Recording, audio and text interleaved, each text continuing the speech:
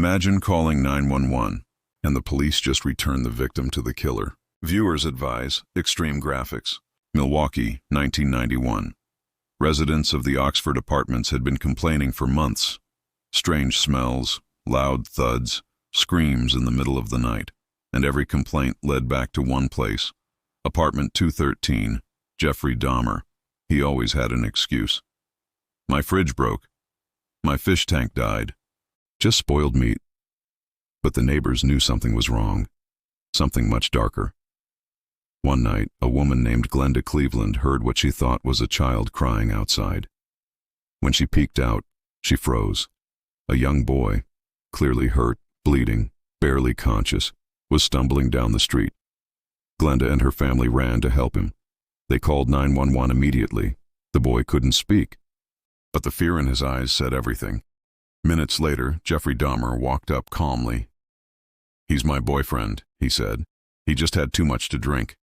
Glenda protested, and so did others, insisting the boy was clearly a minor.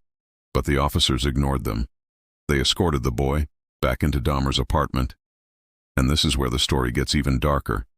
But before I tell you what the police missed that night, take a second to like and subscribe, because what happens next is almost unbelievable. And it's all real. When the officers stepped inside Dahmer's apartment, they noticed the smell. They saw strange chemicals on the table, and they saw photos of Dahmer's victims, but they didn't look closely. They laughed with him, joked with him, and left. The moment the door closed, Dahmer locked it. The boy was dead within an hour. 2 weeks later, Dahmer slipped up. Another victim escaped, and this time, the police listened.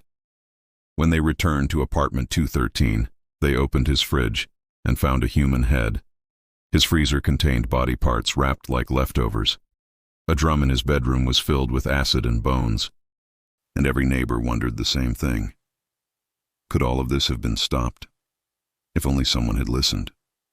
If only that boy wasn't brought back into the apartment. Glenda later said, "I thought the screams were nightmares. I didn't know they were real."